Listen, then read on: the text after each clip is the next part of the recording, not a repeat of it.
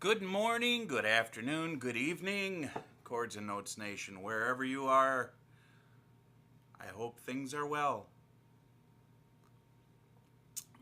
It's Brian here, and I am coming back at you with another audiobook review.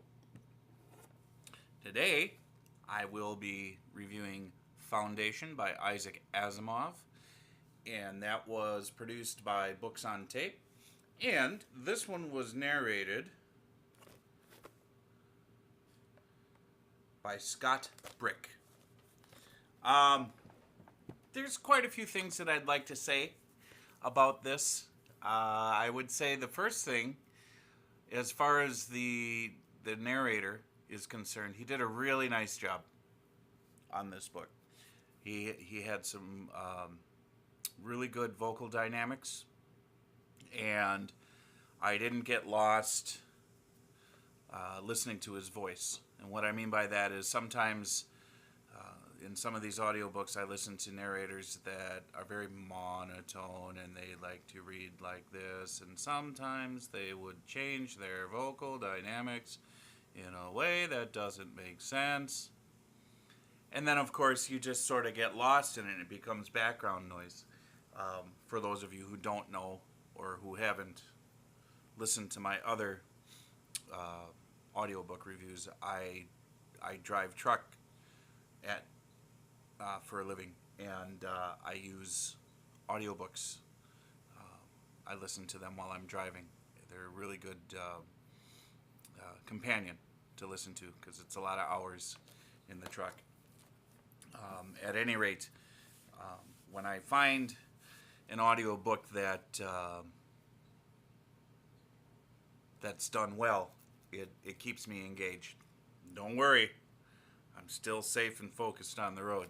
So, but when I find audiobooks that aren't so good, they kind of become background noise, and that's where I'm getting at. Anyways, so Isaac Asimov is one of the big names in science fiction, one of the pioneers, let's say.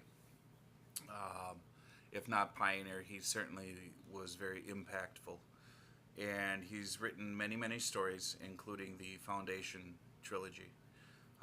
From the limited research that I've done, all of his novels basically fit into the same universe that he has created, but he created all these books at different times and sort of kind of pieced them together so it doesn't always necessarily fit logically. I don't know. That's what I've heard. If you know different, tell me. I've moved on to the second book in this series, so that review will be coming shortly. So the basic premise of the book is there's a galactic empire that's been around for thousands, tens of thousands of years, but it's failing. It doesn't know it, but there's a psychohistorian named Harry Seldon who does know it. And just a real brief explanation, psychohistory is basically mathematical calculations based upon what the mass of people are doing. You can accurately predict, let's say, what 10 million people, the course of their society over years will take, but you can't predict the actions of an individual. So it deals on the macro level of things, and it deals obviously with more like the social studies type stuff, economics, society, sociology, that sort of stuff. So psychohistory, that's what that is. And so through his calculations, he discovered that this empire is going to fail, and in order to preserve and bring about, well, I'm getting ahead of myself. So when it fails, there's going to be like 30,000 years of barbarism in the galaxy. And he wanted to reduce the amount of time that is. And so what he decided is he would set up a foundation. And this foundation is basically 100,000 or more of scientists and thinkers, that sort of thing. And they're going to create what's called the Encyclopedia Galactica and store all the knowledge of the Empire so that when the time comes, there will be a second empire, is what psychohistory has predicted, that knowledge will be transferred and continued on. However, it seems that he's got some other plans involved too, and that second empire is going to be birthed out of this foundation. So, kind of plans within plans. And there are, throughout the course of this 1,000 years, it's been predicted that there's going to be quite a few crises that will have to take place in order for this plan, I guess, to stay on course. The ultimate goal being the formation of the Second Empire, with what I believe he was trying to get at is with the foundation being the, my apologies for that notification. With the foundation being the one who establishes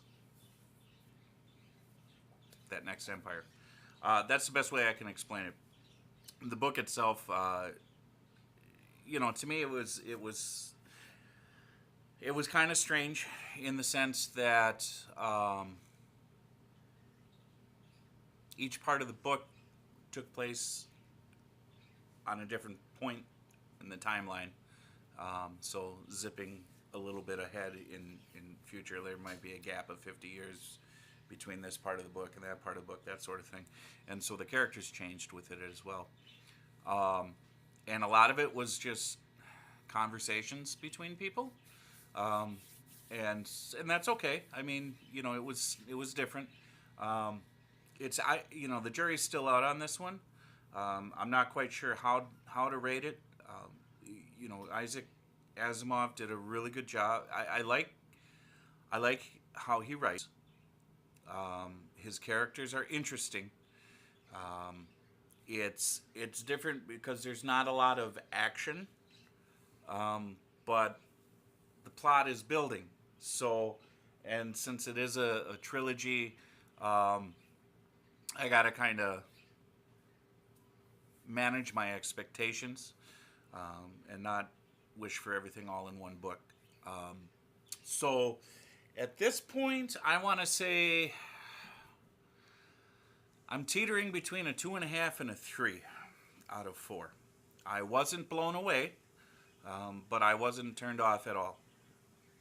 It's a bucket list book because I've always wanted to read Asimov, but I never got around to it.